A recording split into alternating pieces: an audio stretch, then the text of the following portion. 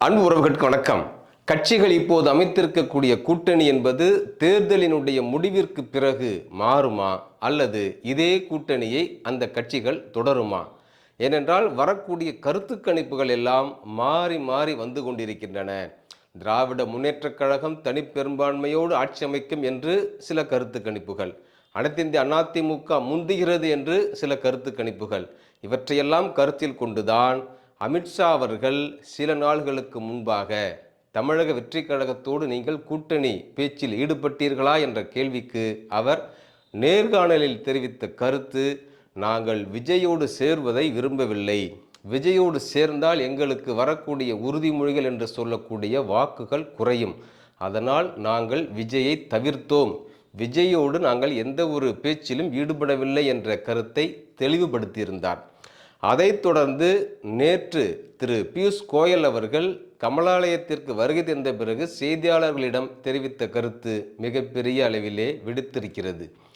தேர்தல் முடிவிற்கு பிறகு நாங்கள் ஒருவேளை தனிப்பெரும்பான்மை எங்களுக்கு கிடைக்கவில்லை என்றால் விஜய் அவர்களினுடைய தாவைக்காவோடு சேர்ந்து ஆட்சி அமைப்போம் என்றிருக்கிறார். இன்று திரு ராம்தாஸ் அந்துவாலே என்ற நடுவண் அரசினுடைய இணை அமைச்சர் அவர் மீண்டும் அதே கருத்தை வலியுறுத்தியிருக்கின்றார். நாங்கள் தேர்தலுடைய முடிவிற்கு பிறகு தமிழக வெற்றி கழகத்தோடு சேர்ந்து ஆட்சி அமைப்பதற்கான வாய்ப்புகள் உள்ளன என்ற கருத்தை வெளிப்படுத்தியிருக்கின்றார். அடுத்தடுத்து தமிழ்நாட்டினுடைய அரசியலை பார்த்தோம் என்றால் திராவிட முன்னேற்ற கழகம் அமைத்திருக்கக்கூடிய கூட்டணி என்பது மிகப்பெரிய அளவிலே மக்களிடையே பல்வேறு கருத்துக்களை உருவாக்கியிருக்கிறது. நேற்று வந்த தேசிய முற்போக்கு திராவிட கழகத்திற்கு 10 தொகுதிகளோடு ஒரு நாடாளுமன்ற மாநிலங்களவை உறுப்பினர் வழங்கலாமா? இந்த கருத்து வெளிவந்த போதே எல்லோரும் எதிர்பார்த்த ஒன்று, ஏன் தேமுதிகவிற்கு இந்த அளவிற்கு திராவிட முன்னேற்ற கழகம் முதன்மை கொடுக்கின்றது என்று. ஏனென்றால் அவர்களும் வரக்கூடிய சட்டமன்ற தேர்தலினுடைய முடிவை கருத்தில் கொண்டே இவ்வாறான அந்த ஒதுக்கீட்டை ஏற்படுத்தியிருக்கிறார்கள் என்று பார்க்கின்றோம். ஏனென்றால் தேர்தல் முடிவு ஒருவேளை திராவிட முன்னேற்ற கழகத்திற்கு இழப்பாக ஏற்படுமாயின் அந்த நேரத்தில் கூட்டணி என்ற ஒன்று உருவாவதற்கான வாய்ப்பு உருவானால் தேசிய முற்போக்கு திராவிட கழகம் நம்மை கைவிடாது, கை கொடுக்கும், மற்ற கட்சிகளை நம்ப முடியாது என்ற கருத்திலேயே திரு ஸ்டாலின் அவர்கள் தேமுதிகவிற்கு 10 இடங்களை வாரி வழங்கியிருக்கின்றார். அதைத் தொடர்ந்து திருமாவளவன் நாடாளுமன்ற உறுப்பினராக இருக்கக்கூடிய நிலையில், சிதம்பர நாடாளுமன்ற உறுப்பினராக இருக்கக்கூடிய நிலையிலேயே தன்னுடைய கட்சியில் நிறைய 2ஆம் கட்ட தலைவர்கள் இருக்கக்கூடிய நிலையில் காட்டுமன்னார் கோவிலில் தானே வேட்பாளராக அறிவித்து கொண்டார். ஏனென்றால் அவருக்கும் தேர்தல் முடிந்த பிறகு வரக்கூடிய முடிவுகள் மிகப்பெரிய மாற்றத்தை ஏற்படுத்துமோ என்ற ஐயத்தின் வெளிப்பாடாகவே தானே வேட்பாளராக களம் இறக்கியிருக்கின்றார். அதைத் தொடர்ந்து அவரும் தன்னுடைய கருத்தை வெளிப்படுத்தியிருக்கின்றார். இந்த தேர்தலினுடைய முடிவு என்பது சற்றே மாறுபட்டதாக இருக்கும், அதனால் நான் மீண்டும் மாநில அரசியலுக்கு திரும்புவதற்கான ஒரு வாய்ப்பாக இந்த சட்டமன்ற தேர்தலை கருத்தில் கொண்டு நானே போட்டியிடுகிறேன் என்ற கருத்தை வெளிப்படுத்தியிருக்கின்றார். இப்பொழுது அனைத்திந்திய அதிமுக கூட்டணியில் இருக்கக்கூடிய பாரதிய ஜனதா, திமுக கூட்டணியில் இருக்கக்கூடிய காங்கிரஸ், 2 தேசிய கட்சிகளும் வேட்பாளரை அறிவிப்பதில் அடித்து கொண்டிருக்கின்றன.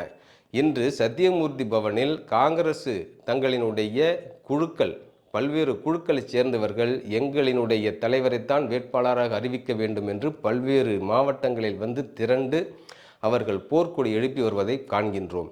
இதே நிலைதான் பாரதிய ஜனதாவிலும். பாரதிய ஜனதா தான் பெற்ற 27 தொகுதிகளுக்கு வேட்பாளரை அறிவிக்க இயலாமல் தடுமாறி கொண்டிருக்கிறது.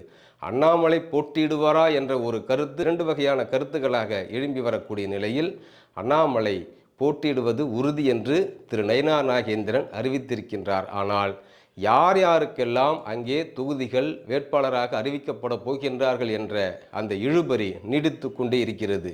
இவற்றையும் நாம் கருத்தில் கொள்ள வேண்டும்.